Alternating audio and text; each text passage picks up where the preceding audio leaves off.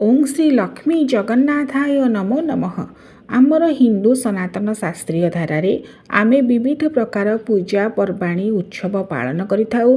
जेपरि भावरे महाप्रभु श्री जगन्नाथंकर श्रीक्षेत्र रे 12 मासरे 13 जात ताकु मध्य आधार करी वर्ष सारा विविध प्रकार उत्सव जानी यात्रा पर्व पर्वाणी व्रत को आमे पालन करिथाउ। कारण महाप्रभु हेउछंती आमर ओडिया मानकर समस्त प्रकार चिंतन दर्शन आध्यात्मिकतार प्रतिभू।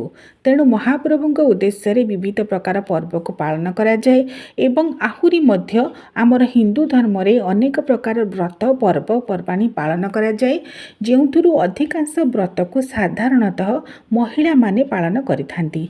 जदिओ अनेक व्रत पुरुष मानक पाई मध्य रहिछि, तेबे आमर शास्त्रीय विधान अनुଯାयी स्त्री माने साधारणतः परिवारर मंगल पाई अधिकांश व्रत को पालन करिथांती। निजर परिवारर कल्याण सहित परिवार किपरि सुख शांति समृद्धि रे भरपूर हेबो एवं निज जीवन सरस सुंदर मधुमय हेबा सहित समग्र परिवारर मंगल कामना करी सेमाने ओषा व्रत पालन करिथांती। तेबे अनेक स्त्री लोक जानती नहीं जे जे ओषा व्रत पालन करती केउ हस्तरे सेमाने सेही व्रत को धारण करिवे।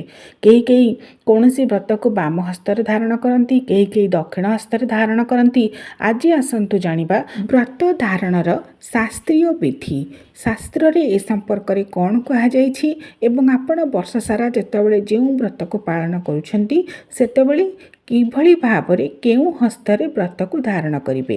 कारण स्त्री लोक मानक पई एहा अत्यंत गुरुत्वपूर्ण, जेहेतु वर्षक 12 मास विविध प्रकार व्रत को सेमाने पालन करिथांती। शास्त्र रे ए संपर्क रे कहा जाइछि स्त्रीणा वाम करेश्चैव व्रत वा सूत्र धारण बध्नियात दक्षिण करे विवाहेन च केवल स्त्रीणा वाम करेशैव व्रत वै सूत्र धारणं विवाहेश्चैव नारीणां बधिवा दक्षिण करे। अर्थात केवल विवाह दिन व्यतीत अन्य जेकोसी दिन वर्षर जेकोसी दिन भी आपण जेकोसी व्रत पालन करुछंती बा व्रतसूत्र डेउरिया आदि बांधुछंती ताहाकु केवल वाम हस्तरे ही धारण करिबा पाई शास्त्रीय विधान एवं शास्त्रीय निर्देश रहिछि। केवल विवाह दिवस रे ही स्त्री लोक माने दक्षिण हस्तरे व्रत को बांधि थांती। सेही दिन ही डाहाण हस्तरे तांकर व्रत को बंधा जाए।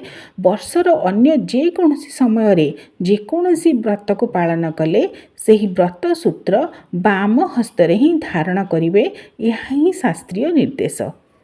व्रत संपर्कीय अनेक बही लेखा गला बेले साधारणतः लोक विश्वास को गुजब को नहीं अनेक गुड़िए व्रत बही लिखा जाइछि, जेहेतु यह पारंपरिक एवं श्रुति अर्थात कान को कानरु हुई यह परिव्याप्त होइछि एवं सेही अनुसार लिखा जाइछि। तेणु एणु तेणु बही को अनुसरण न करी सठिक भावरे व्रत बही को अनुसरण करंतु एवं जेतेबेले व्रत को धारण करुछंती केवल वाम हस्तरे ही धारण करिवे। कारण विवाह परे नारी जेतेबेले भी व्रत आचरण करे सर्वदा वाम हस्तरे ही व्रत को धारण करबा ही शास्त्रीय निर्देश एवं केवल विवाह दिन ही तांकर दक्षिण हस्तरे व्रत को बंधा जाइथाए।